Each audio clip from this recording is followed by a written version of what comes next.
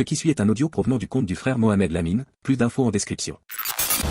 Bismillah, walhamdulillah, wa sallallahu wa sallim ala sayyidina Muhammad wa ala alihi wa sahbihi wa man wala wa ba'd.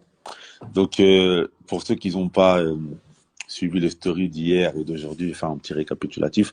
Alors moi, pour vous expliquer un peu comment je base mes stories, j'ai beaucoup de frères qui viennent me poser des questions par rapport à des situations qu'ils peuvent rencontrer au quotidien. Et souvent, après ces questions que les frères viennent me poser, ou après les histoires que certains frères me racontent, par rapport à ça, je vais faire des stories. Donc, à chaque fois, généralement, que vous allez voir des stories que je poste, c'est souvent basé sur des histoires sur lesquelles les frères viennent me poser des questions. Et donc, j'ai eu pas mal de frères qui sont venus me poser des questions sur des sujets qui sont un peu similaires. Et malheureusement, c'est malheureux de dire, mais il y avait souvent un manque de pudeur de la part des épouses de ces frères-là. C'était par exemple, le frère, lui, il annonce à sa femme peut-être qu'il a une envie de prendre une autre épouse, et sa femme qui lui rétorque, ouais, mais imagine, moi je ferais la même chose, des choses comme ça. Vraiment des phrases qu'une femme ne devrait pas tenir.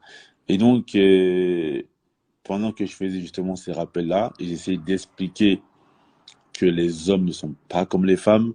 Allah Azza wa Jal, dans son livre saint, il nous dit walaysa dhakaru kal unsa. En grosso modo, le mâle n'est pas comme la femelle, l'homme n'est pas comme les femmes. Il y a certains propos qu'un homme va tenir, qu'une femme ne peut pas tenir. Car lorsqu'une femme va tenir ce genre de propos, malheureusement, ça peut être assimilé à un manque de pudeur. Par exemple, le messager d'Allah sallallahu alayhi wa sallam, dans un hadith, il a dit Hubbiba ilayya min dunyakum at-tib wan nisa wa ju'ilat qurratu ayni fi as-salat. Il a dit, cette vie, j'ai aimé les femmes et le parfum, mais la prunelle de mes yeux se trouvait dans la prière. Ça veut dire qu'un homme qui dit qu'il aime les femmes, ça ne va pas avoir la même connotation qu'une femme qui dit qu'elle aime les hommes.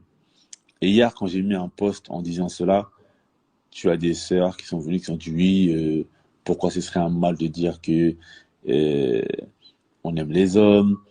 Et t'en as des autres qui ont dit oui, mais c'est pas un chien pour qu'ils disent qu'il aime les femmes, etc. On a été obligé de rappeler ce que le prophète sallallahu alayhi wa sallam avait dit dans son hadith. Donc, mon frère et sœur, j'aimerais ensemble que l'on puisse méditer sur le Coran. Dans plusieurs versets du Coran, quand Allah Azza wa Jalla il a parlé des hommes, par exemple dans un verset, Allah Azza wa Jalla il dit وَالَّذِينَ لِفُرُوجِهِمْ حَافِظُونَ. Quant à ceux qui préservent leur chasteté. Ensuite, Allah Azza wa Jalla dit إِلَّا عَلَى أَزْوَاجِهِمْ, sauf avec leurs épouses. Allah Azza wa Jalla il a utilisé le mot azwajihim. C'est un mot qui est au pluriel. C'est le pluriel de zawj, qui veut dire les femmes, les épouses. D'accord? Et ensuite, il a dit aw ma malakat aymanuhum, ou les conquêtes qu'ils ont pu avoir. Donc, Allah Azza wa Jalla, ici, lorsqu'il a parlé des hommes, il a dit les femmes au pluriel. Ça, c'est dans plusieurs versets du Coran.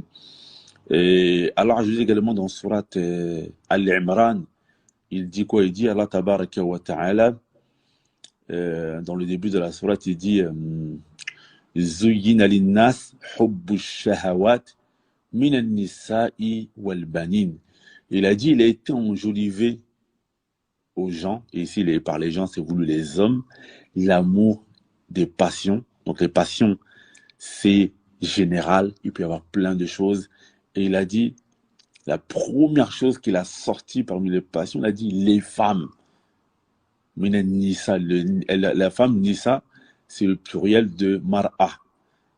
Donc là encore, on voit qu'Allah, donc, lorsqu'il a parlé de l'homme, il a parlé des femmes en général. Et puis vous connaissez tous le verset dans Surat An-Nisa, où Allah Azza wa Jal, il nous dit Fankihu ma taba lakum minan nisa, et épousez celle que vous désirez parmi les femmes. Il a dit An-Nisa, Masna wa Thulatha wa Ruba', 2, 3 ou 4, etc. Donc, ceci fait que l'homme n'est pas comme la femme. Et lorsque l'homme il va tenir certains propos, ça ne va pas avoir la même consonance que lorsque la femme va tenir ce genre de propos. Et dans le Coran encore, quand Allah Azza wa Jalla il parle des femmes, il dit وَالصَّالِحَاتٌ قَانِتَاتٌ حَافِظَاتٌ لِلْغَيْبِ لِمَا حَفِظَ اللَّهُ.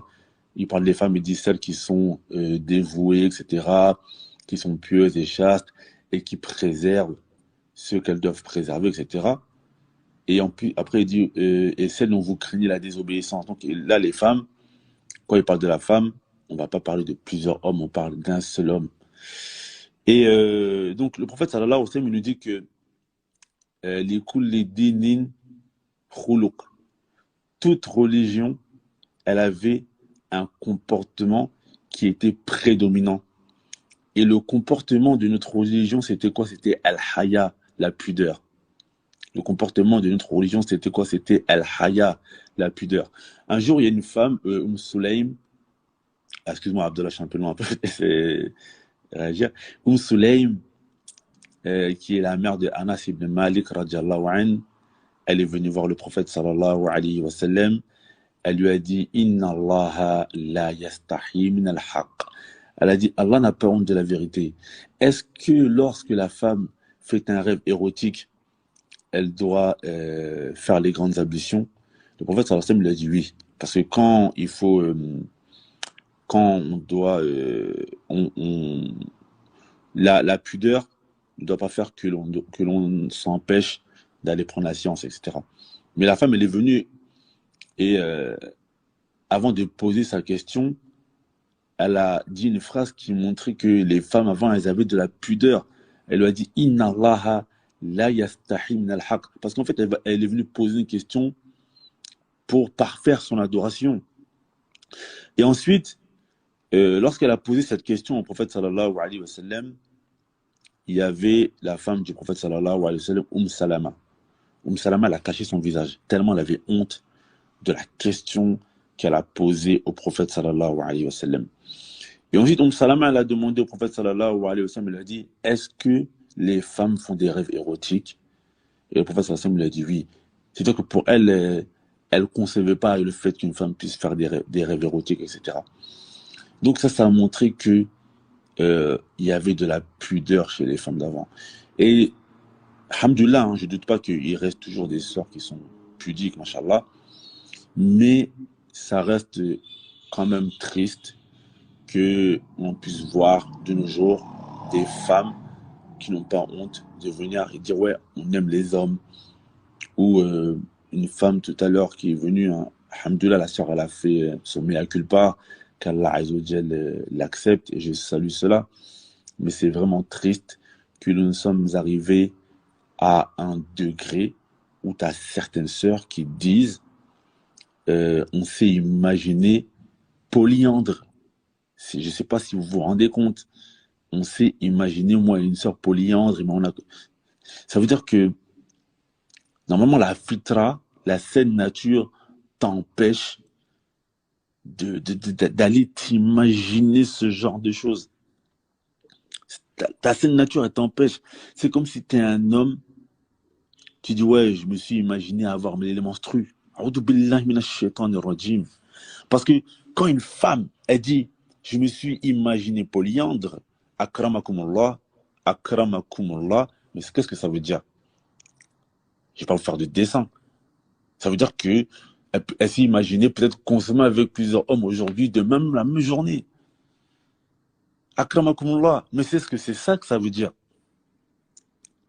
Et la pudeur, la saine nature, le digne, la spiritualité, notre religion.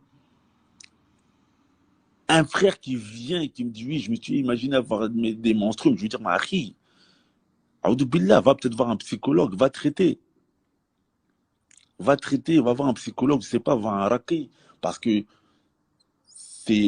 ça montre qu'il y a un problème, il y a quelque chose qui a été altéré. Et donc, voilà, c'est en tout cas le constat. Moi, je trouve que c'est malheureux que ça puisse en arriver là. Le manque de pudeur, il est arrivé à ce degré. Donc voilà ce que j'avais à dire, Abdallah. Je te laisse poursuivre. Voilà, ça va, cool. D'accord, Bismillah, ça va. salatu wassalam ala rasulillah. Euh, euh, Moi, par rapport à ce sujet, d'abord, après plusieurs méditations, et ça fait depuis longtemps, depuis pas mal de temps, moi, j'ai compris qu'il y avait beaucoup de problèmes dans la communauté qui sont de l'ordre de la fitra. C'est comme j'avais écouté un shir, et je t'en avais même parlé, Mohamed Lamine, Mm. qui disait que, à la base, tu peux pas donner les bienfaits du dîn, les fawaïd du dîn, si déjà la fitra, elle est corrompue. Si la nature saine des gens, elle est corrompue. C'est-à-dire que la première chose d'abord, on doit remettre les gens à leur nature saine. C'est pour ça que tu vas voir que de temps en temps, il y a des gens, c'est même pas des musulmans. Alors, écoutez bien ce que je dis, que ce soit bien compris. Il y a des gens, ce ne sont même pas des musulmans, mais tu vas voir sur certains points, ils ont une nature plus saine que certains musulmans parmi nous. Moi, je vais donner un exemple. Par exemple, quand on avait fait le fameux live sur la virginité, et qu'on est devenus les ennemis numéro un, malgré le fait qu'on a ramené les hadiths, quand on avait cité les paroles, j'ai cité Surat An-Nisa, verset 15, j'ai cité des paroles de Ulama, et tu voyais que beaucoup de nos sœurs étaient les sourcils froncés. Et donc, au fait, on se retrouve à faire un débat de 1h30, 2 heures, 3 heures sur euh, le fait de pourquoi la femme, le fait qu'elle se préserve, eh ben ça a beaucoup plus d'impact si elle se préserve pas que l'homme. Et pendant ce temps que nous, on est en train de débattre sur ça, eh ben alors quand vous allez voir, par exemple, sur des chaînes chrétiennes religieuses, eh ben les femmes chrétiennes font des vidéos pour inciter les femmes à préserver leur chasteté. C'est-à-dire que quand tu vas écouter leurs cours, tu vas entendre, elles vont te dire préserve, c'est l'honneur d'un homme, c'est l'honneur de ta famille, c'est ceci, c'est cela. Pendant ce temps, nous, on débat sur ça. Et ça, pour moi, il n'y a pas plus grande humiliation que ça. Voilà, même les koufars, et maintenant, ils ont plus de pudeur que nous. Voilà, moi, pour moi, c'est insupportable. Alors, je le répète, je ne dénigre pas mes sœurs qui ont fait taouba. Allah, il est témoin. Je ne dénigre pas les sœurs qui ont fait taouba. Il y a des hommes aussi qui ont fait des erreurs. On fait tous des erreurs, qu'Allah nous pardonne tous, et on cherche l'excellence. Mais, quand tu vois que nous, déjà, il y a des choses qu'on discute. On passe de certaines choses à l'époque des salafs que maintenant, ça devient des sujets de débat. Voilà, on passe de la femme qui n'a jamais été mariée, tellement elle était pudique, son silence veut dire qu'elle est d'accord pour se marier, à maintenant, ouais, on a le droit d'aimer les hommes. On n'est pas marié, on a le droit de dire qu'on aime les hommes. Voilà, c'est pas la honte. C'est pas la honte. Voilà, quand t'entends, nous, on a déjà fait des lives. Moi, je l'ai dit plusieurs fois aux gens.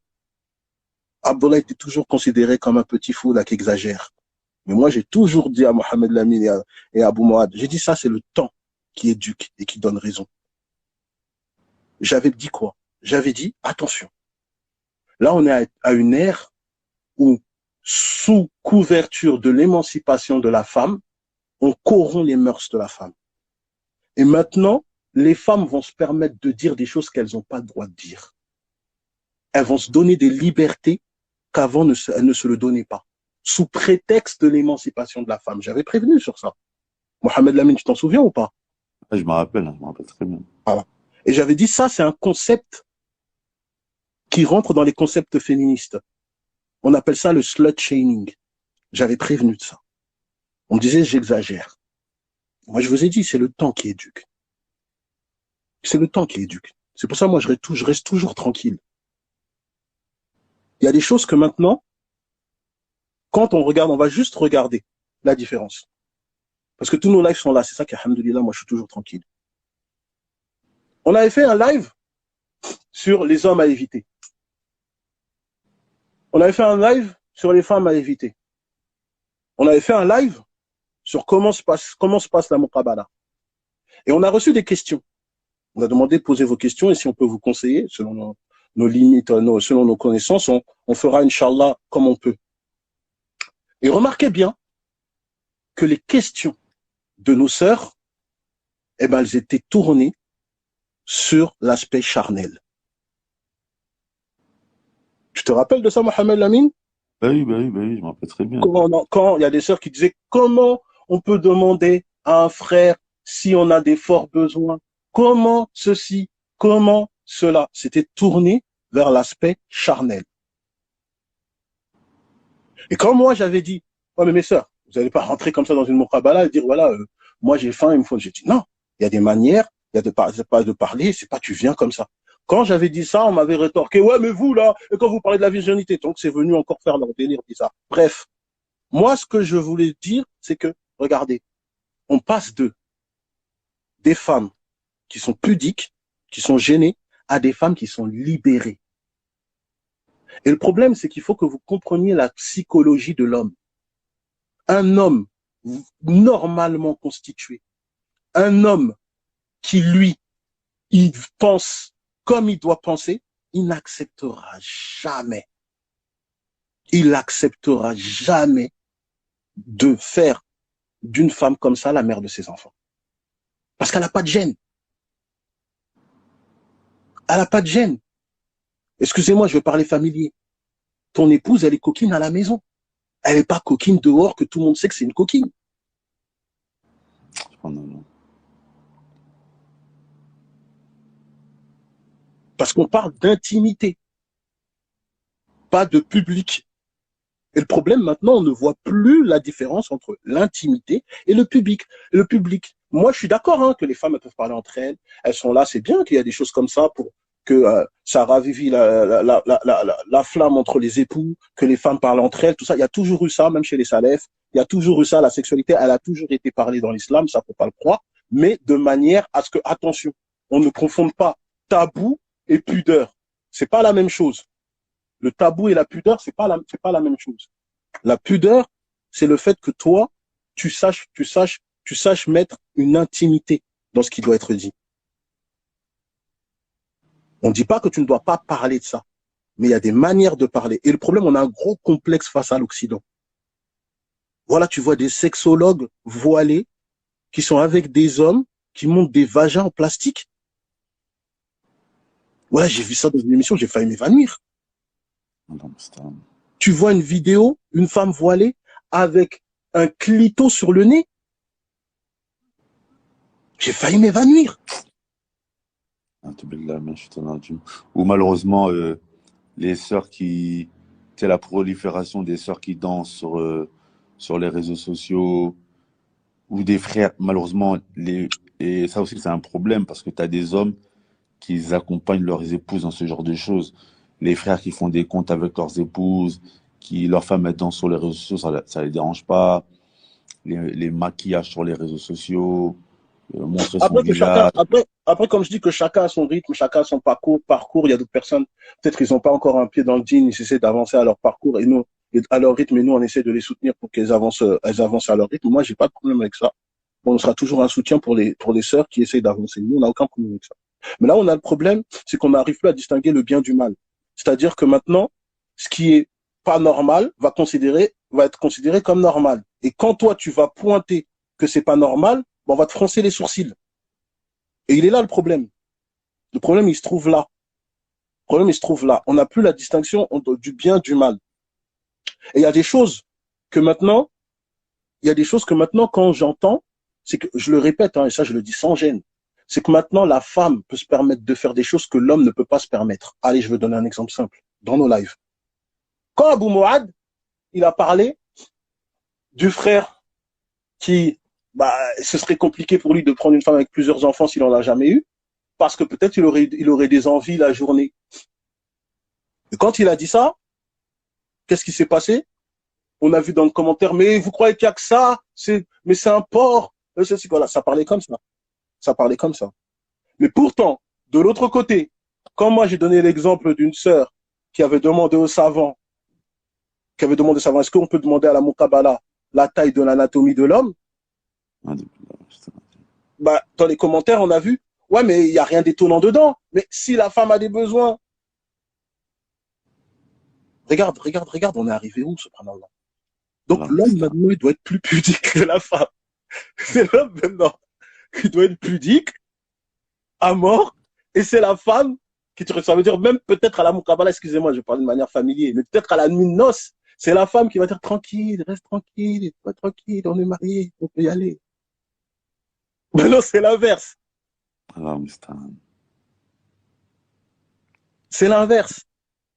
Et c'est là le problème. Là, c'est même pas de l'ordre de ramener les hadiths là. Là, déjà, il faut qu'on revienne à la nature saine, parce qu'il y a des non-musulmans qui ne se permettent pas ça. C'est ça, en fait, la dinguerie. C'est qu'il y a des non-musulmans qui ne se permettent pas ça. Moi, c'est ça qui me rend fou. Ça me rend fou. Que je me dis, maintenant, nos sœurs, majorité de nos sœurs, excusez-moi, hein, beaucoup de nos sœurs, eh ben, elles ont moins de pudeur et de mœurs que des koufars. Voilà, ça fait mal à la tête, ça. Ça fait mal à la tête. Moi, je comprends pas. Ça me fait mal à la tête. Il y a un shir qui disait quoi dernièrement, j'ai écouté ça. Il a dit, et ça, je vous l'avais dit aussi. Il a dit, lorsque la femme ne se réforme pas, et n'a pas la droiture, alors ça, elle corrompt toute la société. Parce que la femme, c'est la clé de la société. La femme, c'est la clé de la société. Parce que nos sœurs, très souvent, et je le répète, hein, nos sœurs, elles aiment bien dire, quand tu vas commencer à dire des choses qui vont pas chez les femmes, oui, vous n'avez pas des mères, vous n'avez pas des sœurs. Ça veut dire qu'on prend le titre honorifique de la femme, que c'est elle qui porte la vie, c'est elle qui garde 9 mois l'enfant dans son ventre, c'est elle qui éduque les enfants. Mais quand on donne ce titre honorifique, il y a les responsabilités qui vont derrière. Il ne faut pas s'étonner que comme on te donne ce titre honorifique, les fautes que tu vas faire seront beaucoup plus graves. Au même titre qu'un président, il a un titre honorifique, mais les fautes qu'il va faire vont impliquer tout son peuple. Et c'est ça que nos sœurs ne veulent pas entendre. Beaucoup de nos sœurs, elles ne veulent pas entendre ça. Elles veulent juste qu'on entende les choses honorifiques les concernant. Mais quand on va leur dire, ma sœur, faut faire attention à ça, ma sœur, Aoudoubila, ma sœur, ah non, vous attaquez, vous attaquez les femmes. Non, monsieur, on n'attaque pas les femmes. Nous, on pose ce qui va pas pour que les plus lucides d'entre vous fassent très attention à ne pas tomber dedans. Khalas. C'est pas autre chose. Celle qui n'a pas compris ça, c'est tant pis pour elle. C'est tant pis pour elle. Moi, j'y peux rien. Il y a des imams. Nous, on est là, on a un groupe WhatsApp où il y a des imams. Mohamed Lamine est là. Il y a un groupe où il y a des imams.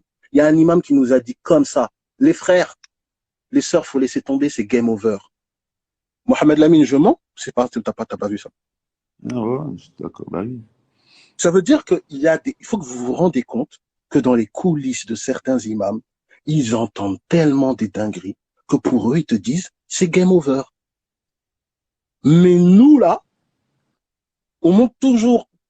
Mais c'est nous, on nous tape. Ah, ouais, c'est l'État, les femmes, vous avez problème avec les femmes. Pourtant, c'est nous encore, on a un espoir que nos sœurs vont nous écouter, peut-être un de ces quatre. Nous, on a encore un espoir pour nos sœurs. Il y en a, ils ont jeté l'éponge. Ça y est, c'est fini. Là, l'État, c'est game over. C'est game over. Je sais.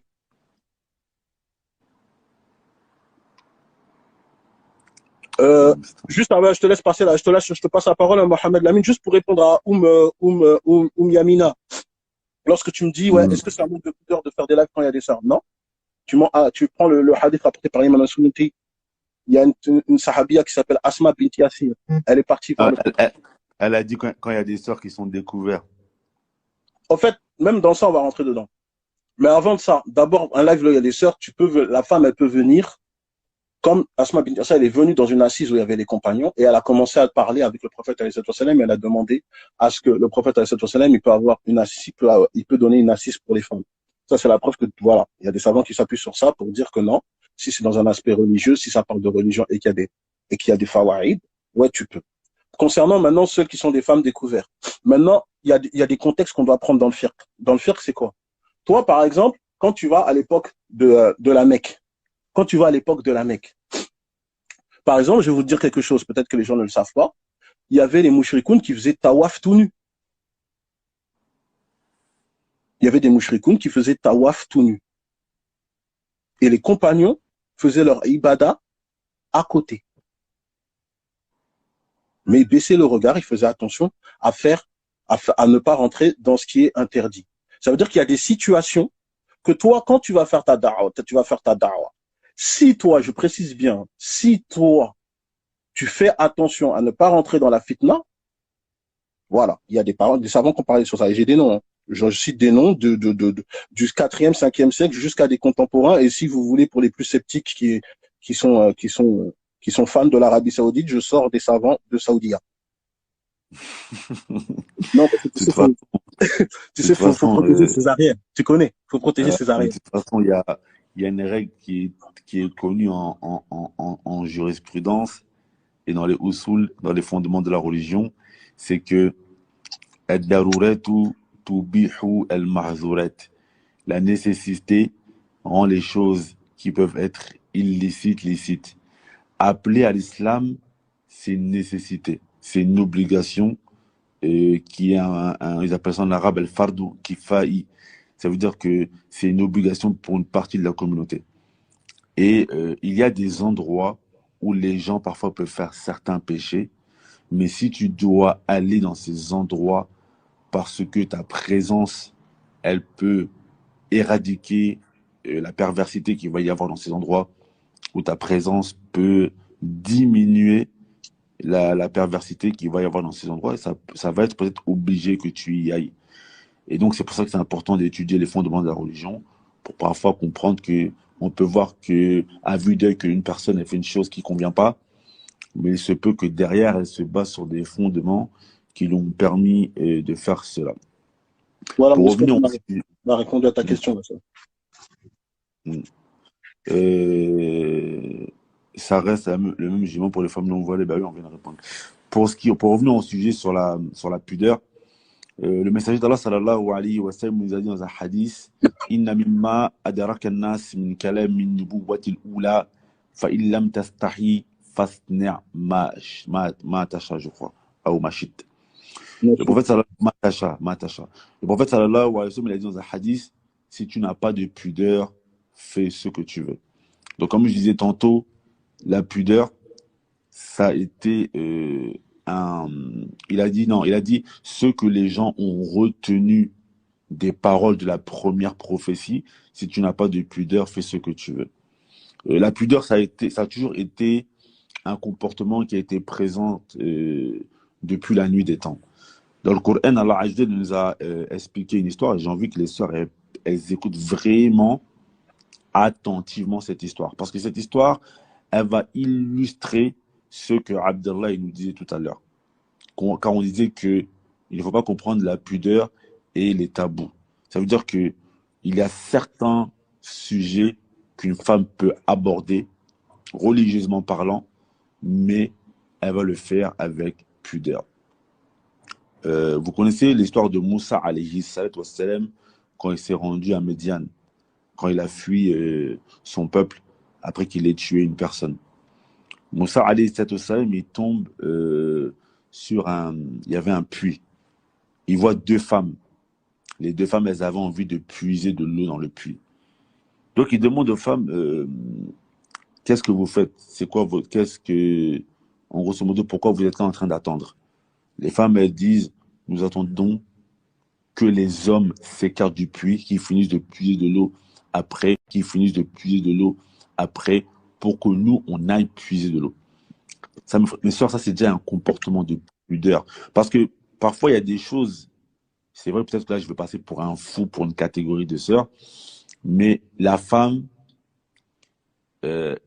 la pudeur, c'est dans beaucoup de choses. Dans sa manière de parler, dans les attitudes. Parfois, regardez, une femme qui veut, par exemple, attacher les lacets de son fils, de son enfant, sa fille, son fils, peu importe, elle va devoir se baisser.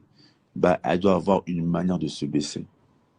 Parce qu'il y a des manières de se baisser qui vont être impudiques. Non, ça c'est parfait, Une parce que femme, par rapport à l'exemple que tu as donné, tu prends, parce que ça c'est dans Surat Al-Qasas, tu prends le verset 25, et justement, Allah subhanahu wa ta'ala, il a parlé de la démarche de l'une des filles de Shu'aib. exactement. Tamshi al-istihya, marcher avec pudeur. Voilà. Elle marchait avec pudeur. Et Omar ibn al-Khattab, il a commenté ce verset. Et il a salué la pudeur de cette fille de Shu'aib, alayhi salam. Et il a expliqué quand après Moussa, alayhi salam, il les a suivis, Moussa, alayhi salam, il marchait à reculons pour pas les voir pour pas voir le bas du dos de ces femmes-là, par respect. Et C'est-à-dire, subhanallah, et quand elles indiquaient à Moussa la route de leur père, elles ne parlaient pas. Elles jetaient des cailloux. Quand il devait aller à droite, elles jetaient un caillou à droite pour que Moussa il aille à droite.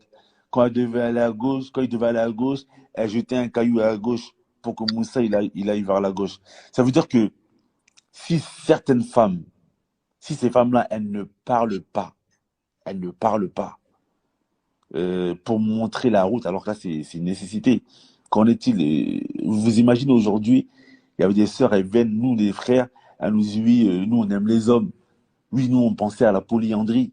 Vous imaginez, mes sœurs, le degré Imaginez, les gens d'avant, ils viennent aujourd'hui et ils entendent des propos que nous, on est obligés aujourd'hui de traiter et d'expliquer aux sœurs que ça ne fait pas partie du comportement de la femme de parler ainsi. par rapport à ce que tu dis, moi j'ai un exemple concret. Ça veut dire que moi, il y avait, par rapport à ce que je fais là dans l'interreligieux, tout ça, il y avait une, bon, c'est une sœur maintenant, elle s'est convertie après, mais elle était chrétienne et elle me peut poser des questions comme ça sur l'islam. Et à un moment, elle me dit quoi? Elle me dit, pourquoi vous allez avoir plusieurs femmes au paradis et pas nous? Elle m'a dit ça. En fait, moi, j'ai fait quoi? Mhm. Je lui ai posé la question, je dis, pourquoi vous attendez 70 hommes au paradis? C'est votre désir? Et en fait, quand je lui ai dit ça, elle est devenue toute rouge. Je dis, mais il faut me le dire. Donc vous, votre désir, c'est que vous attendez 70 hommes qui vous attendent là-bas? Elle a dit, oh non, mais non, mais non, mais non. En fait, elle a dit, non, mais jamais, non. J'ai dit, ah, ok, donc vous savez pourquoi maintenant elle ne vous propose pas. Vous-même, vous en voulez pas, ça vous gêne. Ça vous gêne. Vous savez que c'est honteux. Ça veut dire, moi, je lui ai juste dit, bah, dites-moi si votre désir le plus fou, c'est qu'il y a 70 hommes là qui vous attendent là-bas. Là. 70 hommes prêts là qui vous attendent là-bas. Hein? C'est ça? Elle m'a fait non, non, non, non, parce qu'elle savait que c'était honteux. C'était honteux. Elle a dit non. Elle a dit non. Alors, elle dit non. Elle était même pas musulmane à ce moment-là. Après, alhamdoulilah, on a parlé avec elle et elle est devenue musulmane. Là, on parle de sœurs. Je me suis imaginé, polyandre. Je me suis dit, attends, subhanallah, on est où là? Vous écoutez Radio Islam Impact. Et voilà, Mousta'an, franchement, quand même, le guide. Et pour revenir justement à l'histoire de Moussa avec ses femmes, donc Moussa, alayhi salam, il est parti, il a aidé les femmes à puiser l'eau. Ça veut dire que la femme, comme je disais tantôt, dans son comportement, dans sa manière de marcher, elle doit marcher avec pudeur. Dans sa manière de regarder, elle doit regarder avec pudeur.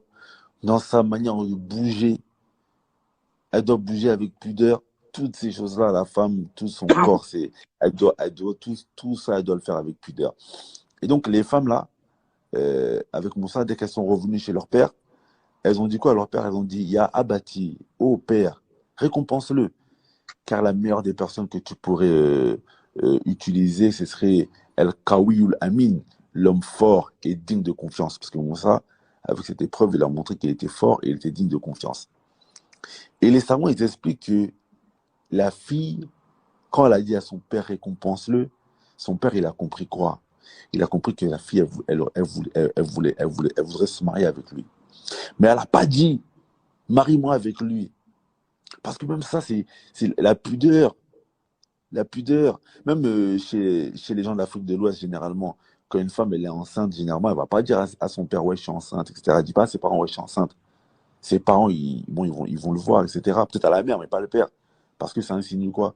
Ça insinue bah, qu'elle a fait les choses avec son mari, etc. Donc, tout ça, c'est la pudeur. C'est pour ça qu'Abdallah, tout à l'heure, il disait que dans les livres de jurisprudence, ils disent que la fille qui est vierge, sukutuha alamat rida. Ils disent que son silence, c'est un signe d'approbation. Son silence est un signe d'approbation. Et aujourd'hui, on a des sœurs qui viennent, qui disent aux frères, oui, nous on aime les hommes, et alors, même si on ne le dit pas devant vous, on va le dire entre nous, etc. Et même dans nos sources, même dans nos sources, il faut savoir que quand on parle de la pudeur du prophète, alayhi salatu wassalam, on l'a cité comme exemple, comme une femme. En fait, dans nos sources, tu vas lire ça comme ça. Il était pudique comme une femme qui est chez elle et qui découvre son mari pour la première fois. C'est-à-dire l'exemple pour montrer la pudeur du prophète, alayhi salatu wassalam, c'est de prendre l'exemple de la femme. C'est ce on va trouver. Malheureusement, on retrouve plus ça. Et moi, comme tu le dis, moi, en fait, moi, j'aimerais qu'on aille plus loin même que ça. Parce que tu vois, il y a plusieurs types de pudeur. Déjà, il y a la pudeur naturelle et la pudeur que notre dîn, il nous ordonne. D'abord, moi, il y a un manque de pudeur que je vois beaucoup chez beaucoup de nos sœurs. Il y a un manque de pudeur que je vois beaucoup chez beaucoup de nos sœurs. C'est le manque de pudeur vis-à-vis d'Allah subhanahu wa ta'ala. Quand on cite les versets, quand on cite les hadiths, de temps en temps, quand j'entends comment ça parle, ça me fait trembler. Voilà, voilà, je suis obligé de vous le dire. Sinon, je suis comme un frère qui vous aime pas si je vous le dis pas. Wallah, de temps en temps, dans nos lives, quand on citait des versets, des hadiths, et que j'entendais comment ça parlait, je regardais les commentaires, voilà, ça me dégoûtait. Moi, je vous le dis clairement, ça me dégoûtait. Je me dis, comment? Des gens qui croient à Allah, ils sont messagers, ils parlent comme ça quand ils entendent la parole d'Allah. Il n'y a pas de pudeur vis-à-vis d'Allah subhanahu wa ta'ala. Quand on entend qu'il y a des femmes, nous, on se permet pas par respect pour nos sœurs. Voilà, on parle pas. Regarde ce que tu as dit, tu sais. Est-ce que c'est un chien? Est-ce que c'est des loups pour dire qu'ils aiment les femmes? Voilà, est-ce que nous, on parle comme ça, Mohamed Lamy? Ouais, c'est tombé, Comme ça, subhanallah. Voilà, quand t'avais posé ton image de l'assiette, t'as posé la question et que ça parlait, ouais, il est handicapé ou est-ce que nous, on parle comme ça? Est-ce que même, je vais même loin, est-ce que même elle accepterait qu'on parle comme ça? Voilà, on cite des hadiths, ça nous saute dessus. Tu crois que nous, on aurait parlé comme elle parle? Elles auraient pas brandi? Et ça revient à ce que j'ai dit. C'est que maintenant, on arrive à un stade où que la femme peut se permettre de parler d'une certaine manière et de faire certaines choses que l'homme, bah, lui, il n'a pas le droit. Ça, c'est grave, ça. Voilà, quand le prophète, alayhi sallam, il te dit, mariez des femmes douces. Voilà, un frère qui est là, il cherche à se marier. Il voit des gens parler comme ça. Tu crois qu'il va pas fermer les rideaux? Moi, je ferme le rideau, moi. Dès qu'on dit quelque chose qui te déplaît, tu perds ta féminité. Même avec un verset, un hadith, ça te fait pas diminuer le son de ta voix. Ça te fait pas diminuer l'intensité de ta colère. Mais si Allah, subhanahu wa ta'ala, n'arrive pas à te faire fermer ta bouche, excusez-moi de parler comme ça. C'est pas moi, je veux arriver. Que les frères soient réalistes ici. Que les frères soient réalistes. ça, il y a des choses, waouh, là, je le dis avec la plus grande tristesse, quand j'entendais certaines choses, voilà, ça me dégoûtait. J'avais un profond dégoût. C'est dégoûtant.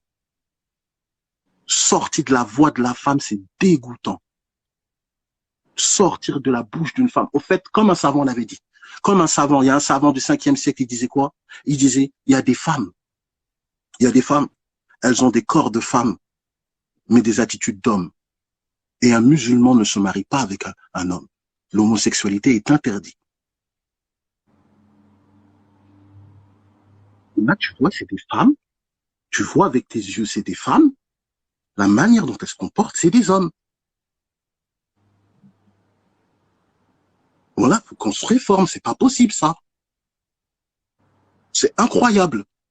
Et puis tu sais, il y a des choses que je te l'avais dit, Mohamed Lamine. Quand je t'avais dit, il y a des choses, je n'accepte plus. Et si vous voulez, on part en débat tout de suite. J'ai tous mes adillas avec moi. Il y a des choses que je n'accepte plus. C'est-à-dire quand on vient, on dit, oui, quand on entend toujours les paroles de beaucoup d'imams, on entend, oui, ma sœur, fais attention aux loups, fais attention, les hommes, c'est des loups, fais attention. Oui, il y a des hommes, c'est des loups. Oui, moi, je suis le premier à dire, faites attention, mes sœurs, wallah, faites très, très attention. Mais, pourquoi on ne parle pas des louves? Pourquoi on ne parle pas des hyènes? Parce que quand on va dans le Coran et la Sunna, lorsqu'on parle de zina, l'investigatrice, c'est la femme. Tu prends Sourate 12, verset 28 dans Sourate Youssouf, tu prends le hadith rapporté par Al-Bukhari ou Muslim, quand on dit celui qui sera, les 7 personnes qui sera dans l'ombre d'Allah, on te dit quoi? Un homme qui résiste une femme belle qui l'appelle à lui. Ramenez-moi une source dans le Coran et la Sunna où on met en garde la femme concernant l'homme dans l'affaire de zina. Vas-y, je vous attends ici. Comment ça? Regarde bien, wallah, j'ai médité sur ça. Dans Sourate Youssouf, dans affaire de zina, Allah, il dit quoi? Au sujet des femmes, certes, leur ruse est immense. C'est-à-dire, regarde, la ruse de beaucoup de femmes dans cette affaire, c'est pas qu'elle veut faire zina. C'est comment faire zina sans passer pour quelqu'un de mauvaise. Est-ce que tu comprends ce que je suis en train de dire? Est-ce que tu comprends ce que je suis en train de dire? Quand tu prends le contexte, le siyaq dans Sourate Youssouf, tu vas voir que elle appelle Youssouf à zina, mais quand elle se fait attraper, elle fait quoi? Elle excite son mari. Elle touche à son honneur. Hey, qu'est-ce que tu vas faire à quelqu'un qui veut apporter atteinte à ta famille? Toi, tu vas laisser ça comme ça? Regarde, pour que lui, il perd son acte. Il perd sa raison. Il a un réflexe d'homme qui veut protéger. Est-ce que tu vois la subtilité de la chose? Elle passe pour la victime. Elle se fait attraper. Quand elle se fait attraper, c'est pas elle demande pardon. C'est elle ramène encore des femmes pour justifier son acte. Et Youssouf alayhi salam, il se retrouve en prison. Et quand on lui demande qu'est-ce qui t'a emmené en prison, il te dit c'est la ruse des femmes. C'est pour ça que moi j'ai toujours dit, oui, je répète, et je le répète. Je dis toujours, mes sœurs, faites attention aux frères. Il n'y a pas de problème. Faites très attention. Mais attention. Dans cette affaire de zina là, Allah subhanahu wa ta'ala, il a pointé la ruse de la femme. Donc nos frères aussi doivent faire très très attention. Nos frères doivent faire aussi très très attention. Il y a une sœur en commentaire, elle est énervée. Calme, il n'y a pas de problème. Calme. Elle dit c'est pas des animaux les hommes, hein. Ils peuvent se contrôler. Se contrôler dans quoi? Par rapport à quoi? Le fait d'avoir plusieurs femmes? Non, je pense qu'elle parle dans la zina, etc. En fait, Non, mais de toute façon, le prophète sallam, il a été clair sur ça. Le prophète sallam, il a dit quoi? Le prophète sallam, il te dit, quand il marche, il voit des femmes, il s'arrête et dit, il n'y a pas quelqu'un qui fait plus tourner la tête que vous. Et quand tu vas voir, par exemple, regarde, je vais donner encore un exemple comme ça, on essaie d'être ennemis, et ça va être profitable pour mes sœurs, ça va être profitable pour tout le monde. Regarde quand tu compares Sourate An-Nisa, tu prends la Sourate 4, verset 34, et tu prends la Sourate 4, verset 128. Regarde dans le contexte où Allah subhanahu wa ta'ala, il te parle de quand il y a une dispute entre le mari et son épouse. Je vais répondre à Malgazina n'existe plus chez les hommes. C'est pas Bah dans oui, la sunna, c'est pas ça. Mais je vais te répondre à ça. Mais avant, juste le comparatif. qu'il Regarde. n'existe plus comme c'est faux, ça. Oui, non, c'est que zina chez les hommes, c'est plus Les visible. hommes, les hommes s'en vantent plus. Voilà, c'est que les hommes, c'est plus visible. La femme, elle cache plus. Et ça, c'est pas, ça, j'ai des paroles de savants pour ça. Hein. Bon, là, j'ai des paroles de savants ici. Vous avez qu'à monter, je sors la parole des savants. Je sors la parole des savants. C'est-à-dire que, on te dit que l'investigatrice, quand tu vas voir les exemples que le prophète alayhi sallam donne, ou Allah subhanahu wa ta'ala donne, l'investigatrice, c'est la femme, mais elle le fait de manière rusée. Quand, par exemple, on va te donner la recommandation du prophète alayhi sallam qui dit que quand l'homme, il est en voyage, quand il revient, tu connais cette parole, Mohamed Lamine, qui rentre pas Ouais. après l'Aïcha. Mhm. Tu vas voir qu'il y a des explications de savants, ils te disent quoi? Ils te disent parce que tu sais pas ce que tu peux trouver chez toi en parlant de zina. Mhm, mhm, mhm, mhm. Moi, j'étais étonné quand j'ai vu ça, il y a peut-être 4 ans, quand j'ai lu ça, j'étais étonné. Quand on prend le hadith du prophète sallam, quand quelqu'un est venu voir le prophète alayhi salatu wasallam, dit Ya Rasulullah, ma femme, elle m'a trompé. Tu connais ce hadith? Mhm, mhm. Même le prophète sallam, il a dit bah, on va faire doha et après tu vois l'enfant comment il est sorti. Il y en a plein. Mais chaque fois que tu vas voir dans nos sources, l'investigatrice, c'est la femme. Donc moi, la question que je pose, puisque notre dîne, il est venu ramener tout pour être un guide. Pourquoi les exemples dans ça, c'est la femme? Ça, j'attends jusqu'à Yom El Qiyamah qu'on me répond à ça. Si c'est plus les hommes, pourquoi Allah subhanahu wa ta'ala, il met pas en garde les femmes sur ça? Sachant que notre dîne, il est complet. Qu'on vient me répondre ici. Après, pour les sœurs aussi, bien sûr, euh, le prophète sallallahu alayhi wa sallam, il a dit dans un hadith, il a dit La tazalu ta'ifatun min ummati ala al-haqqi zahirin. Il a dit il y aura toujours une partie de ma communauté qui seront sur la vérité, et bien entendu, il y aura toujours une partie de ma communauté Oui, qui bien seront sûr. sur la vérité. Cela comprend que il y aura toujours des femmes bien. On n'est pas en train d'ici jeter l'opprobre sur les femmes et faire comprendre que toutes les femmes sont mauvaises, etc., etc. Nous ici, il faut savoir que comme dit le proverbe, qui aime bien châtie bien. Et comme il disait Omar ibn Khattab, radiallahu anhu, celui qui veut du bien, celui que j'aime, c'est celui qui me montre mes défauts. On va pas se mentir, aujourd'hui, dans la sphère religieuse islamique, il y a une féminisation de la da'wa. Ça veut dire que la plupart des imams, franchement, c'est malheureux, ils ne se comportent pas comme des grands frères.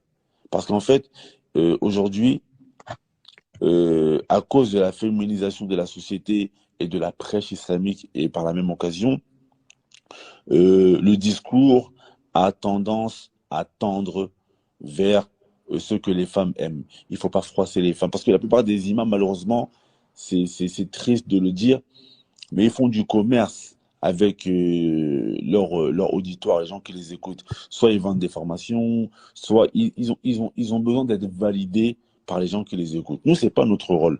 Moi, ma chaîne, elle n'est pas monétisée. Je gagne pas d'argent. Celui qui veut écouter, il écoute. Celui qui veut pas écouter, il écoute pas. Et ça va pas me rendre ni plus riche ni plus pauvre. Donc, de ce fait, on est totalement indépendant de notre discours. Et nous, donc, les propos que l'on tient, bah, c'est des propos bienveillants. C'est vrai que c'est dur. Je le reconnais que ça peut être dur. Mais on n'est pas là on n'essaie pas de caresser dans le sens du poil. On Non, essaie mais de pourquoi, conseiller nos sœurs. excuse-moi, Mohamed Lamine, celles qui sont pas concernées, pourquoi c'est dur? Moi, quand on entend qu'il y a plus d'hommes, les hommes sont pas sérieux, est-ce que nous, c'est dur pour nous? C'est pas dur pour nous? Nous, quand on entend qu'il y a des hommes, ils font pas leur rôle, il y a des hommes, ils font pas leur rôle d'homme, ils s'occupent pas bien de leurs femmes, ils frappent leurs femmes. On est les premiers, à taper le poing sur la table. Il y a Abou Mouad qui avait sorti le poing, il a dit, il faut mettre des claques à ces gars-là. Nous, on n'a aucun problème parce qu'on se sent pas concerné.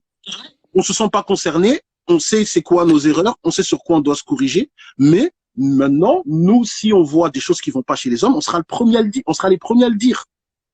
Ça veut dire que nous, on n'a pas de problème pour dire ce qui va pas chez les hommes.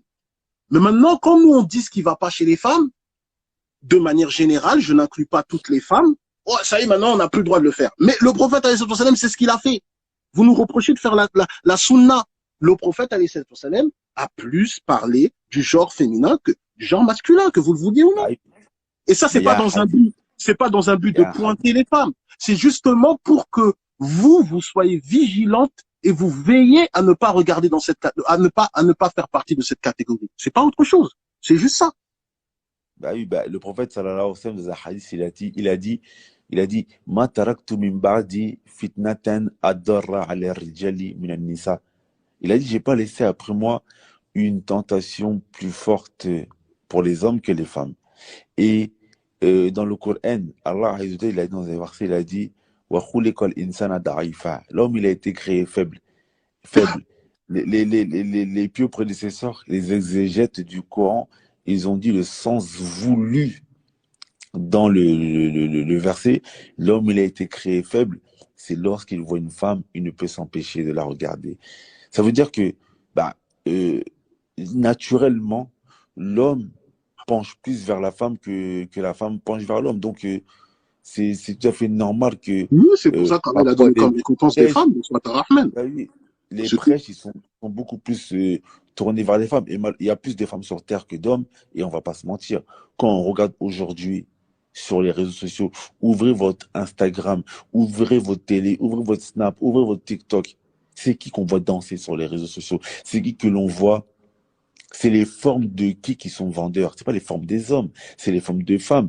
C'est l'impudeur de qui est vendeur. C'est pas l'impudeur de l'homme, c'est l'impudeur de la femme. C'est-à-dire que c'est normal que parfois, il y a des discours qui vont beaucoup plus être... Un homme qui se met nu et une femme qui se met nue, ça va pas vendre pareil.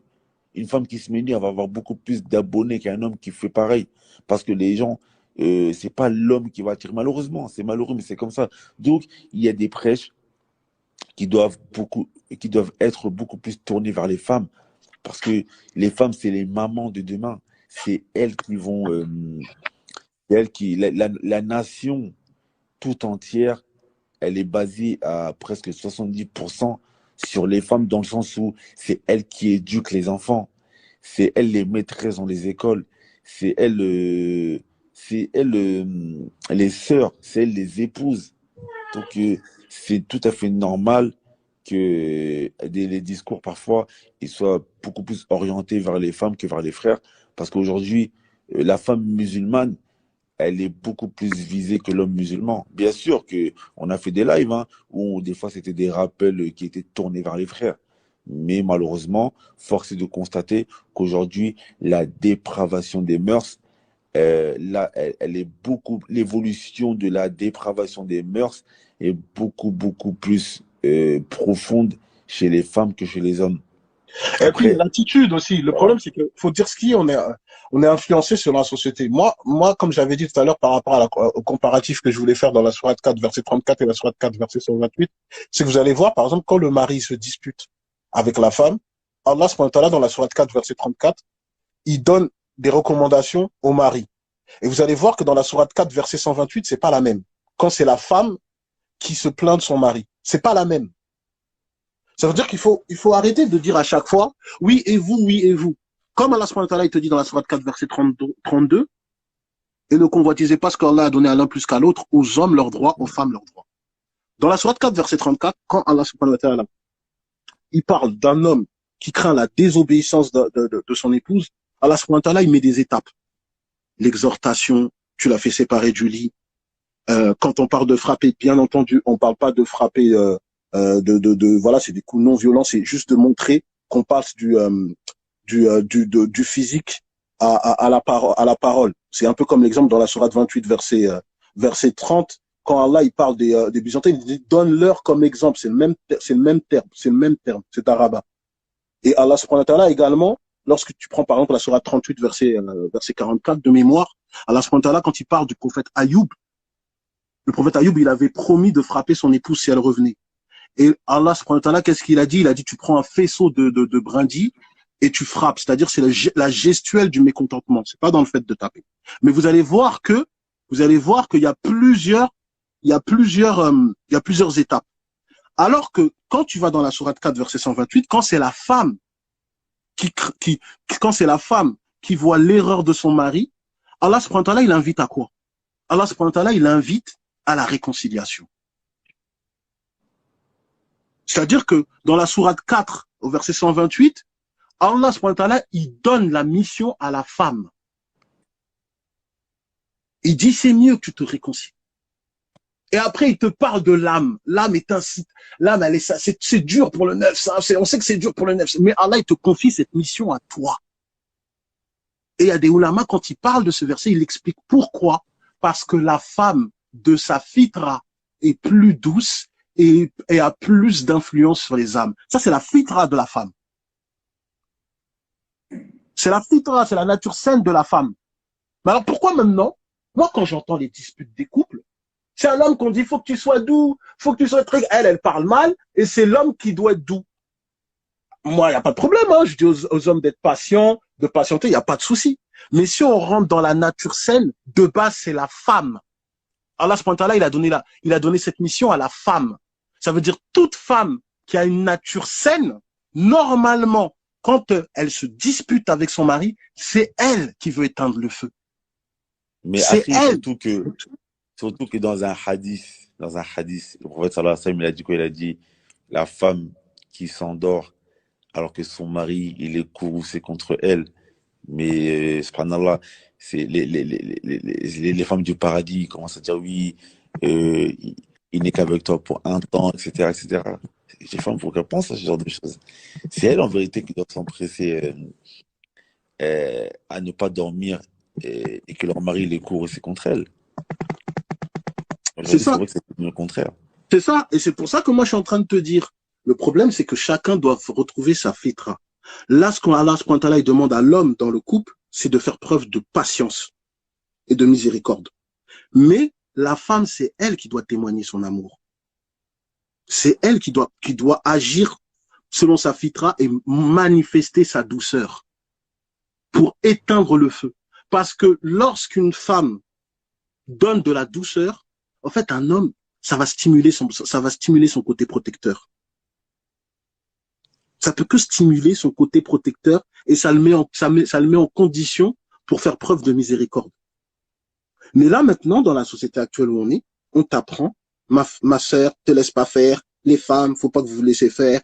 Bon, certaines, elles ont écouté les Spice Girls à l'ancienne. Et puis voilà, maintenant. C'est pas comme ça. C'est pas ça.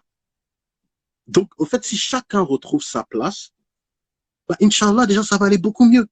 On entend des phrases terribles. Voilà, on entend des phrases terribles. Quand t'entends une sœur qui dit à son mari, de toute façon, si tu te sépares de moi, moi, je trouverai un homme qui me fera passer des nuits blanches. أعوذ بالله من الشيطان الرجيم يا رب الكعبة إنا لله وإنا إليه راجعون لا حول ولا قوة إلا بالله استغفر الله يا ربي. Non mais tu sais, il y a un problème, Abdallah, tu vois, aussi qui rentre dans le manque de pudeur. C'est qu'aujourd'hui, je pense que beaucoup de nos sœurs ne savent pas comment on doit s'exprimer avec l'époux. Ça, c'est un problème. Excuse-moi, Kola Yaman, moi je t'ai pas dit que l'homme ne doit pas être doux. Enlève ton système d'opposition. Je suis en train de te dire que la spécificité que Allah il a donnée à la femme, c'est la douceur. Et la recommandation que le prophète alayhi salam a demandé concernant les femmes, marier des femmes douces.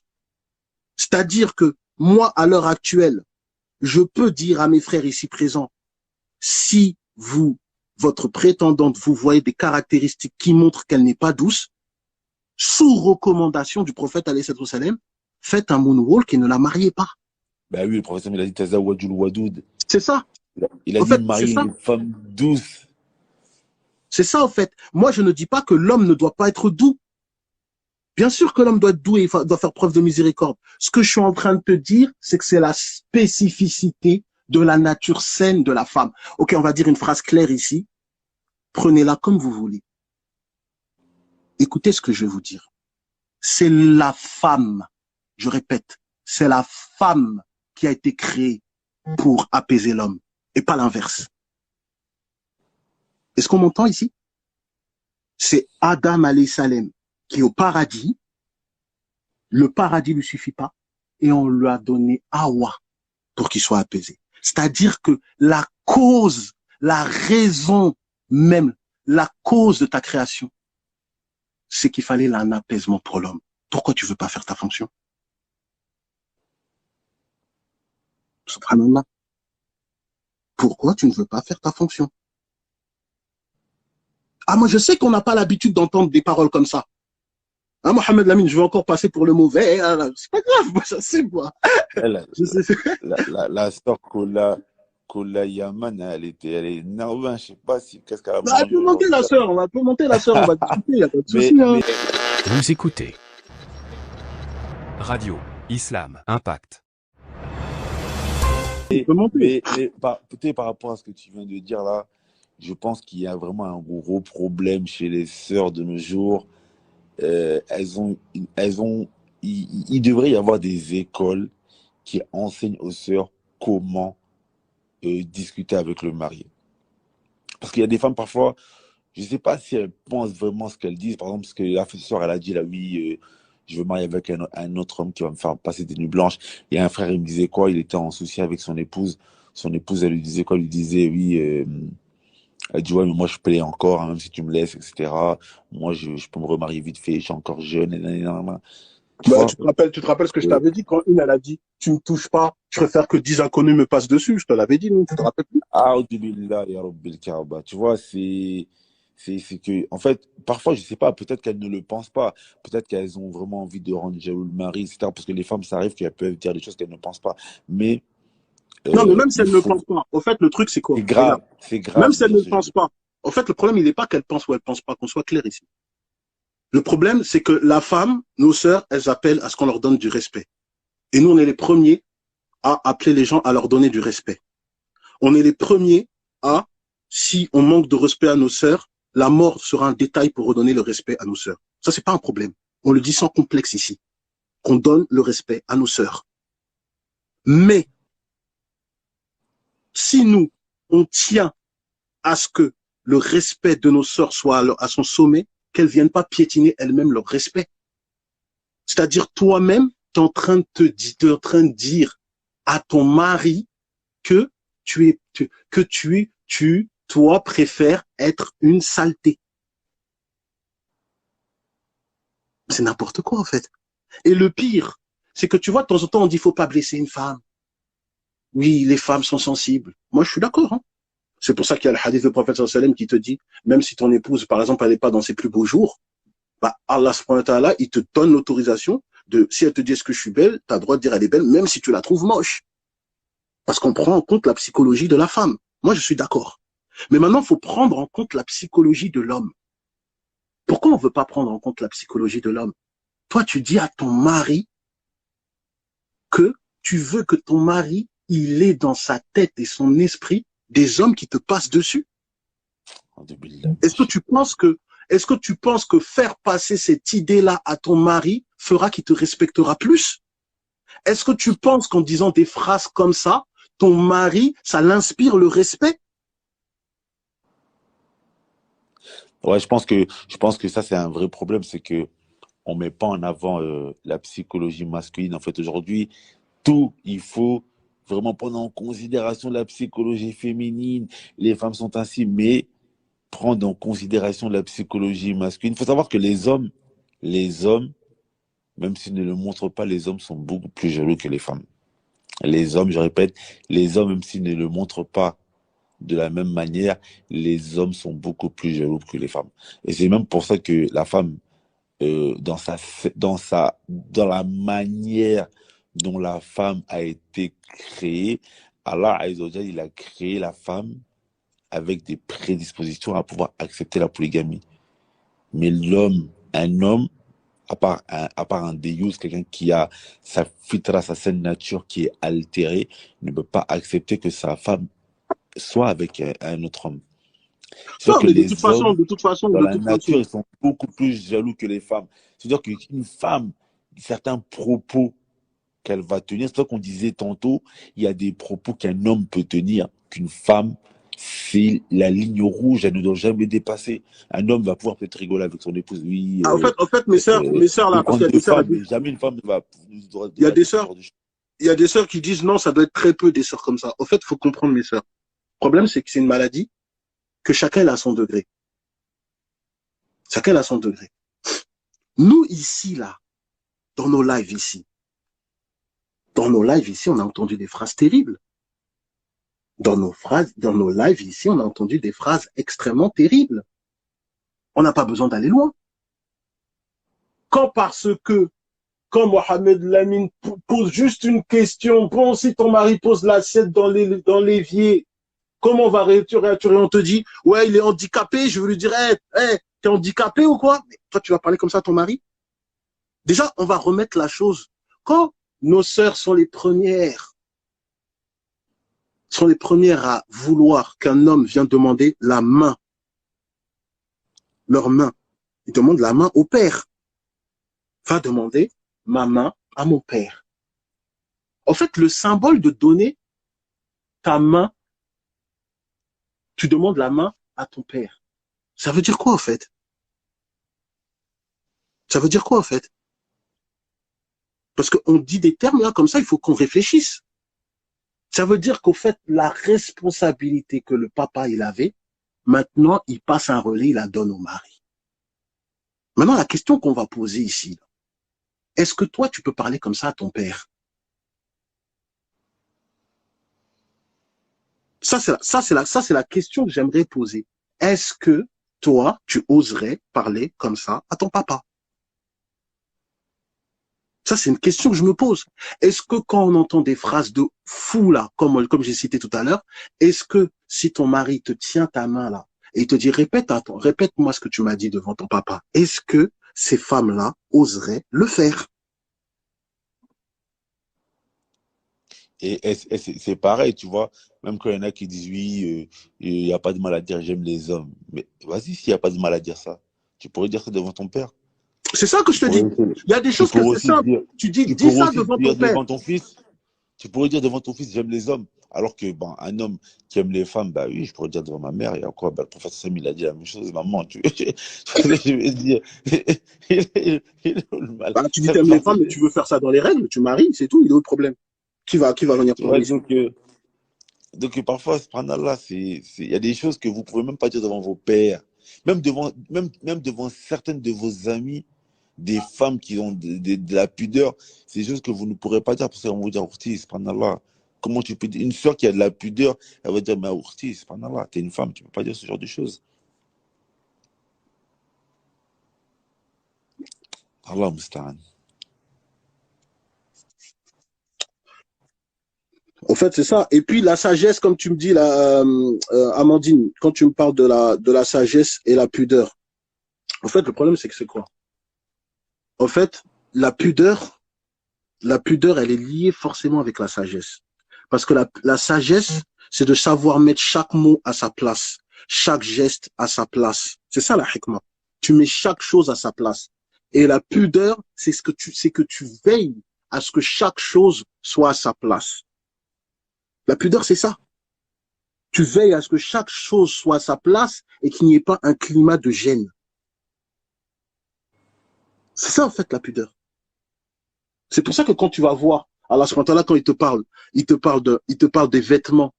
Il te dit qu'Allah, il nous a donné des vêtements, mais il te dit quoi? Le meilleur vêtement, c'est le vêtement de la piété. Ça veut dire que sans la piété, la honte, elle tombe sur toi. La gêne tombe sur toi. Comme si tu marches tout nu devant la rue, devant tout le monde. T'as pas de piété. La honte, tu vois cette honte-là. Tu marches tout nu comme ça, là, aux Champs-Élysées, devant tout le monde. Bah alors, le vêtement de la piété, Allah subhanahu wa ta'ala, il t'explique ça comme ça. Il te donne cet exemple pour te montrer que la piété, sans la piété, la honte tombe sur toi. La honte, elle tombe sur toi. Et le problème, c'est que maintenant, même cette honte, elle est plus gênante pour beaucoup d'entre nous. Qu'Allah nous guide. Voilà, qu'Allah nous guide. Quand tu vas dans Surat al-Ahzab, quand tu vas dans Surat al-Ahzab, c'est à qui qu'Allah il demande de ne pas avoir des voix complaisantes? C'est à qui? Subhanallah. Même la manière, même ta voix, Allah il te donne des recommandations. Même ta voix, comment tu parles, comme a dit Mohamed Lamine, même la manière dont tu parles. Mais il faut dire la vérité. Mes sœurs, avec tout le respect que je vous dois, depuis qu'on a commencé ces lives-là, il y a des manières de parler qui étaient dégueulasses. Il faut dire la vérité. On a vu des manières de parler qui étaient dégueulasses. Non, à qui Allah a demandé de baisser les yeux, c'est à tout le monde. Hein. C'est aux croyants, hein, au pluriel. Hein. C'est pas qu'aux hommes, hein, ma sœur. C'est pas qu'aux hommes. Hein. Croyants, mais regarde, tu sais, moi, subhanallah, déjà, il y a un hadith qui est très important, justement, sur l'importance de la pudeur. Aïcha, radiallahu anha, comme vous savez, la mère des croyants, lorsque le messager d'Allah, sallallahu alayhi wa sallam, il est décédé, il a été enterré dans sa demeure. Et quand le prophète sallallahu alayhi wa sallam, il est enterré chez elle, c'est son époux, elle se dévoilait dans sa maison. Après ça, il y a eu Abu Bakr radiallahu anhu qui est décédé quelques temps après le prophète sallallahu alayhi wa sallam. Donc ce qui s'est passé, c'est qu'elle a continué à se dévoiler parce que chez elle, parce que dans sa pièce, parce que Abu Bakr radiallahu anhu, c'est son père, c'est son mahram. Quelques années plus tard, c'est Omar ibn Khattab radiallahu anhu qui est décédé. Et il lui a demandé la permission d'être enterré avec ses deux compagnons, Abu Bakr et le messager d'Allah sallallahu alayhi wa sallam. Et Aïcha radiallahu anha, qu'est-ce qu'elle dit? Elle dit, quand ils étaient enterrés, mon père et mon époux, le messager d'Allah sallallahu alayhi wa sallam, elle dit, je me dévoilais. Mais quand Omar ibn Khattab radiallahu anhu, il a été enterré chez moi, elle a dit, je mettais mon gilbeb. Imaginez-vous le degré de pudeur. Elle est chez elle parce qu'il y a un homme étranger à elle qui est enterré. Elle met son gilbeb. Et ça, mes frères et sœurs, c'est les hauts degrés de pudeur. Et Après, frère, tu sais, moi, après, frère, tu sais, moi, j'assume de prendre le rôle du méchant loup, hein, ce soir, tu me connais. Au fait, le problème, c'est quoi? C'est que nos sœurs, beaucoup de nos sœurs, elles sont voilées, il n'y a pas de souci sur ça. En fait, le truc qui est encore plus fou, et voilà, je m'excuse. Voilà, je m'excuse et je vous demande pardon de ce que je vais dire. Voilà, ça me fait mal. De temps en temps, tu vois nos sœurs, elles sont voilées, mais comment elles parlent, comment elles se comportent. Tu vois d'autres peut-être sœurs qui essayent d'avancer dans le dîner, elles n'ont pas encore franchi le cap du voile, et ben tu vois plus de comportements pudiques que les femmes voilées. Comment t'expliques ça en fait? Comment t'expliques ça? C'est pour ça que moi je reviens encore à ce que j'ai dit au tout début de l'intervention.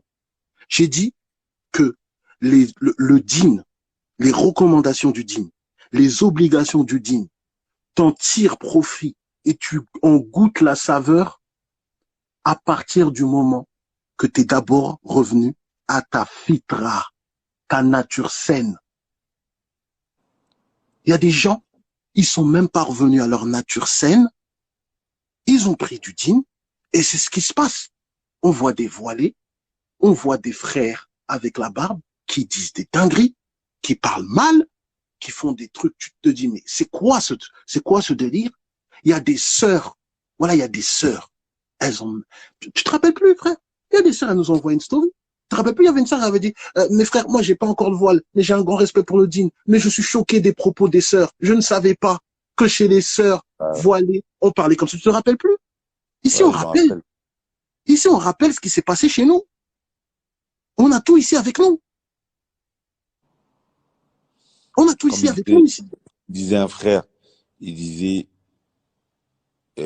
quand euh, la religiosité, elle s'estompe, il ne reste que ton éducation. C'est pour ça que l'éducation, elle est trop importante. Parce que il y a des gens, parfois, ils n'ont pas forcément la religion, mais ils ont eu une bonne éducation. Et ça veut dire que même sans religion, l'éducation, elle fait qu'ils ont des limites. Et c'est ça qui va les faire L'éducation rentrer fait dans qu'ils ont des l'éducation. limites. Et c'est ça qui va les faire rentrer dans le dîn. C'est ça, en fait, c'est le fait qu'ils soient dans la, parce que l'islam est en accord avec la nature saine. La personne qui a une nature saine, quand tu lui présentes l'islam tel qu'il le faut, elle va l'accepter. Elle va l'accepter.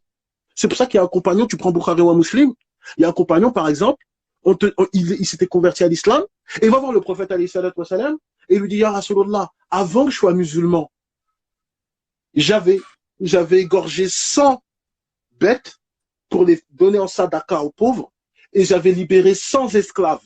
Est-ce que j'en aurai la récompense dans l'au-delà? Et après, le prophète, alayhi salatu wassalam, il a répondu, c'est à cause de ces actions qu'Allah t'a ramené vers l'islam. C'est-à-dire que la personne qui est accrochée à sa nature saine, celui-là, Inch'Allah, tu lui présentes l'islam, il va rentrer, va rentrer comme l'eau. Maintenant, il y a des personnes, et c'est là le danger actuel, et c'est pour ça qu'on pointe nos sœurs. On demande à nos sœurs d'être vigilantes. On ne dit pas que toutes les sœurs sont comme ça. On dit qu'il y a un grand danger qui se passe au sein de la communauté musulmane. On demande juste à nos sœurs d'être vigilantes, bien les yeux, et de ne pas tomber dans ce piège. C'est-à-dire que maintenant, on est en train de corrompre ta perception musulmane. La perception et ta place en islam, on te la corrompt. Tu as une perception, certaines ont des perceptions de l'islam, ce n'est pas leur place. Ce n'est pas leur place. Et quand tu vas lui dire, voilà, va dans tel verset, va dans tel, elle va commencer à faire, oui, mais. Oh, je t'ai ramené Allah, je t'ai ramené Allah, Rasulullah. Oui, mais c'est les hommes, si, et tout. Vouloir toujours remettre la faute à l'homme. Et c'est ça le problème, Comme elle c'est-à-dire est en que train de comme faire on a, notre sort. Comme et elle c'est fait la ça le sorte problème, pour comme l'Ayam depuis tout à l'heure. on a déresponsabilisé, il faut qu'on dise la phrase comme ça, on déresponsabilise les actes des femmes. C'est ce qui est comme propagande actuelle sociétale. On déresponsabilise les actes des femmes. Lorsqu'elle va faire quelque chose qui va pas, on va dire oui, mais peut-être, c'est parce que, mais réfléchissez, c'est peut-être parce qu'elle a eu. Oh, c'est une grande personne, on peut l'aider, il n'y a pas de souci, on tend nos mains, il n'y a pas de souci. Mais chacun sera responsable de ses actes. Qu'on prenne nos responsabilités ici. ولا تزر وازرة وزر أخرى. Personne Et ne voilà. portera le fardeau de l'autre. C'est ça qu'on demande. On demande à nos sœurs d'être extrêmement vigilantes.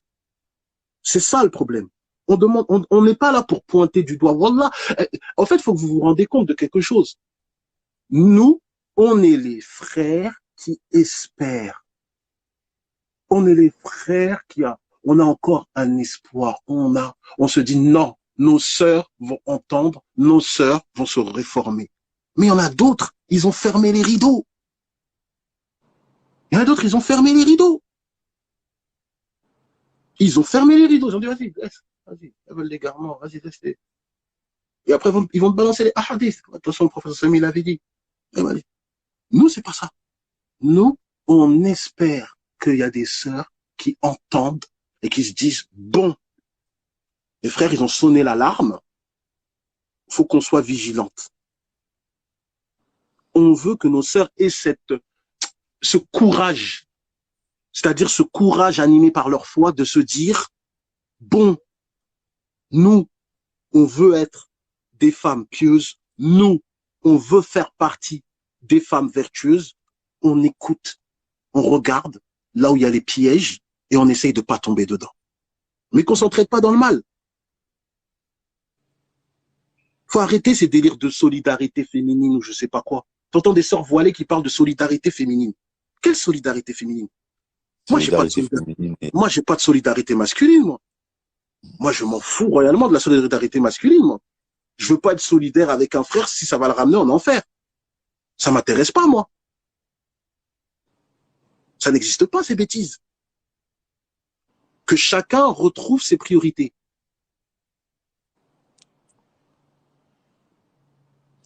Naam. Et pour terminer, Inch'Allah,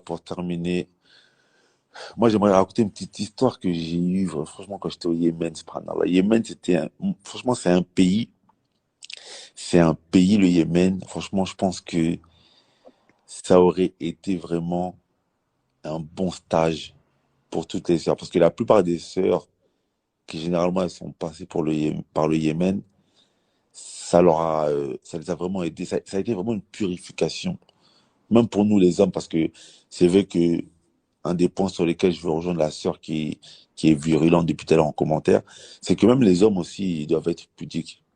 La pudeur, c'est pas que pour les femmes. Aujourd'hui, beaucoup d'hommes, il y a un manque de pudeur. Et Inch'Allah, on fera un live sur la pudeur pour les hommes, parce qu'il y a beaucoup de choses à dire aussi. Les hommes, ils ont un grand manque de pudeur également. Donc nous, les hommes, en allant au Yémen, on a appris la pudeur. Parce que l'islam, comme j'ai dit tantôt, c'est une religion des gens pudiques. Et les femmes aussi qui sont allées au Yémen, on l'a vu, tu apprends énormément la pudeur, parce que c'est un pays où les femmes, elles sont très couvertes, etc. Tu vois. Un jour, j'étais dans une rue, subhanallah, j'étais dans une rue au Yémen et tout, et je marchais. La rue, elle était super grande. Il y avait une femme, elle marchait avec son enfant et tout ça, tu vois. Elle m'a vu arriver, tout ça, j'ai marché dans la rue et tout ça. Et la femme, elle est partie, elle s'est écartée de la rue, elle s'est presque frôlée à un mur pour pas passer à côté de moi. Et ça, c'est vraiment une image qui m'avait marqué. Au Yémen, pendant 2 ans que j'ai fait là-bas, j'ai jamais vu le visage d'une seule femme. 2 ans, hein. J'ai pas vu le visage d'une seule femme. Pendant 2 ans. C'est un pays où les femmes, elles avaient franchement une grande pudeur. Tu montes dans les transports, aucune femme qui va s'asseoir à côté de toi. Ça se faisait pas, c'est terrible. Tu montes dans les transports, les femmes, elles s'assoient pas à côté de toi. Tu marches dans la rue, tu n'entends presque pas les femmes parler. Tu n'entends presque pas les femmes parler. Là-bas, les enseignants qui nous enseignaient, ils nous disaient que parmi les choses qui sont aïb en arabe, qui veut dire étrange, la femme, elle prononce pas le nom d'un des amis de son époux, par exemple. Genre, elle va pas dire, ouais, le frère Abdallah, elle va dire, oui, le frère Abou Foulen, elle va l'appeler par sa kunya. Sa kunya, genre, s'il a un enfant qui s'appelle Mohamed, ouais, le frère Abou Mohamed, etc. Tout ça, c'est des choses que l'on apprenait au Yémen, et des choses, la pudeur. Mais tu sais que dans La les pays pudeur. mouchrikoun, là, par exemple en Inde, moi quand j'étais en Inde, moi j'étais choqué, hein. Les femmes là-bas, elles sont pudiques de fou. Mais, J'étais choqué, toi. même tout à l'heure, tu vois, je suis parti à un cours. Je suis parti à un cours, et dans le cours, il y avait des sœurs indonésiennes. Mes frères, la pudeur, Non, elle les rentrait dans Indonésiennes, le ça, cours. toi, tu vas au podium, toi. Eh, Tu vas au frère, podium, frère. bon, Les déjà, Indonésiennes, comme les Indonésiens, ils sont déjà, tip-top. les Même quand tu regardes Indonésiens, ils sont America, tu trop vois. pudiques. Déjà, les Indonésiens sont trop pudiques. Mais pourtant, les sœurs, tu vois, elles sont pas voilées, tu vois, elles sont pas niqab, etc. Mais, la pudeur qu'elles ont, elles rentrent dans la mosquée, elles frôlent le mur, elles vont s'asseoir derrière, tu les entends pas, elles sont là. Même les Bah, c'est surtout Indonésiens, ça. En fait, c'est surtout ça que moi, je voulais appeler.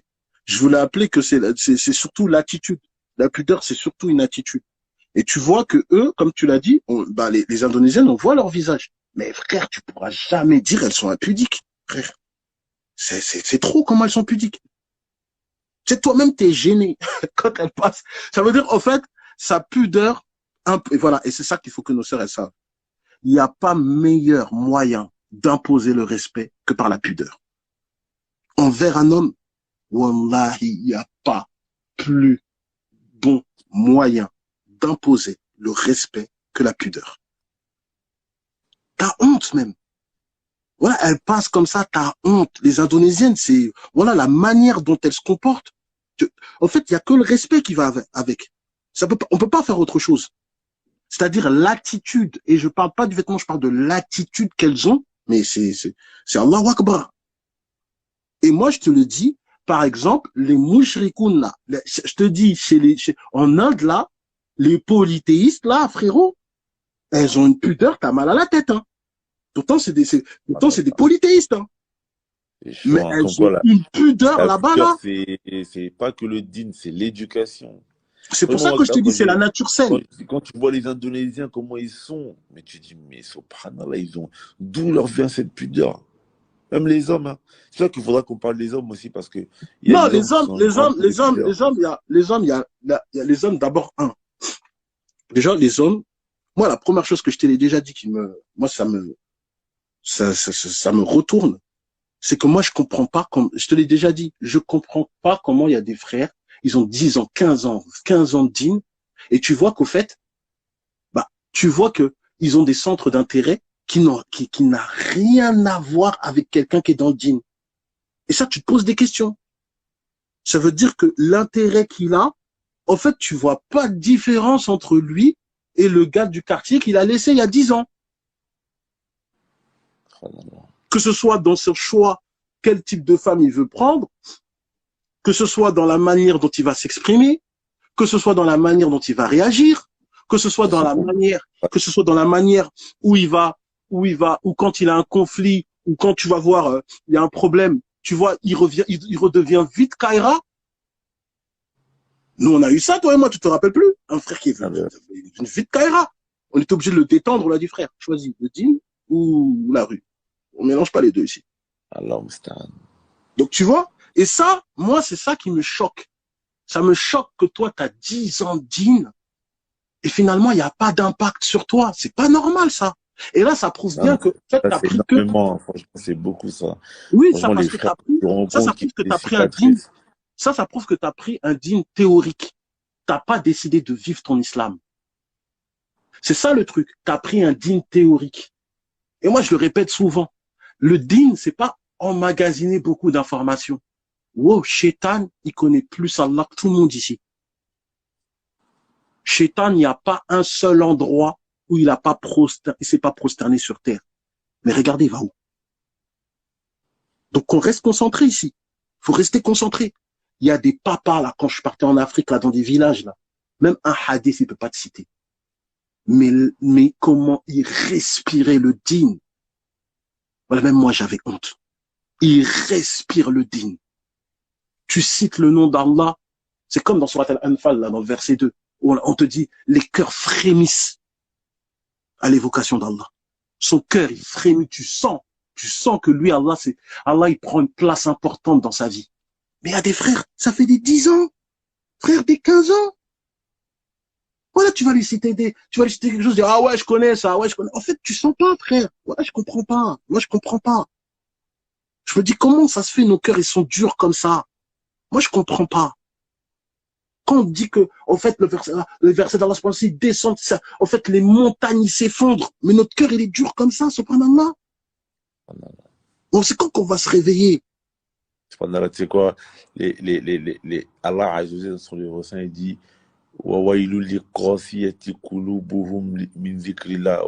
il dit, et malheur à ceux dont les cœurs sont durs à l'évocation du rappel d'Allah, tu vois. Et les pieux prédécesseurs disaient, l'homme ou la femme en général, l'homme en général, il n'a pas été châtié d'un châtiment plus dévastateur et plus grand que le fait que son cœur il s'endurcisse à l'évocation du rappel d'Allah. Et malheureusement, tu en as beaucoup qui sont frappés par ça, tu vois. Les cœurs durs. Et aujourd'hui, subhanallah, tu vois, quand tu regardes des histoires des plus prédécesseurs, Abu Bakr radiallahu anhu, parfois certains sahaba, dès qu'ils savaient que c'était Abu Bakr radiallahu anhu qui allait réciter la prière, ils disaient, ah, subhanallah, il pleure beaucoup. Abu Bakr, c'était quelqu'un qui pleurait beaucoup aujourd'hui, tu vois. Toutes ces choses-là, c'est un rappel général pour nous tous. Il faut que vraiment, tu vois, qu'on essaie de se poser des questions sur l'état de nos cœurs. Parce que combien on pleure à l'évocation du rappel d'Allah. Voilà, de temps en temps, frère, tu sais, de temps en temps, il y a un verset qui défile dans ma tête quand je vois comment on se comporte. Tu sais, c'est dans Surat Luqman. Quand tu vois au verset 7, Allah subhanahu wa ta'ala, il te dit dans le sens du verset, lorsqu'on récite nos versets à l'un d'eux, il se détourne plein d'orgueil, fait semblant de ne rien entendre, comme s'il était dur d'oreille. Voilà ce verset. Après, là, il finit quoi dans ce verset? À celui-là, pour toute bonne nouvelle, annonce un châtiment douloureux. Tu t'imagines? Dans ce temps, tu viens, tu cites des versets coraniques, ça fait rien aux gens. Voilà, de temps en temps, on a fait des lives, on a cité peut-être des quarantaines de versets coraniques comme ça. Et les gens, ils étaient tête dure comme jamais. Voilà, il y avait que ce verset qui défilait dans ma tête, j'en dormais même pas la nuit. Je me disais, on est arrivé à ce stade-là, subhanallah. J'en ai peur, je me demande même si c'est bon, il y aura le châtiment divin qui va tomber sur nous là. Voilà, c'est dinguerie. Il y a un tabiri, on va terminer sur ça, Inch'Allah, pour pas que ce soit trop long. Il y a un tabiri, subhanallah, lui, il s'appelle, je crois, il s'appelait comment? Il s'appelait Rabi' ibn Hussein. Je crois que c'était ça son nom, un tabiri. Lui, il passait toute la nuit, il avait creusé un trou dans sa maison, une genre de tombe, et il passait toute la nuit dedans. Il passait toute la nuit dans sa tombe, et dans sa tombe, il récitait, il récitait le verset où Allah Azza wa Jalla, dans son livre saint, il dit Rabbi rji'un la'alli a'malu salihan fima tarakt. Il récitait le verset où il disait, Allah Azza wa Jalla, il dit, ô Seigneur, fais-moi revenir. Il se peut que je ferai le bien sur les choses que j'ai délaissées. Rabbi rji'un la'alli a'malu salihan fima tarakt. Toute la nuit, il récitait ce verset. Il dormait dans la tombe qu'il avait créée et qu'il avait creusée dans sa maison. Toute la nuit, il récitait le même verset.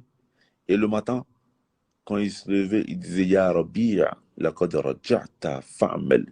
Oh Rabbi, tu es certes revenu, alors maintenant œuvre. En gros, c'est comme s'il était revenu de la mort. Et il œuvrait. Assalamu alaikum wa rahmatullahi wa barakatuh. Vous écoutez Radio Islam Impact.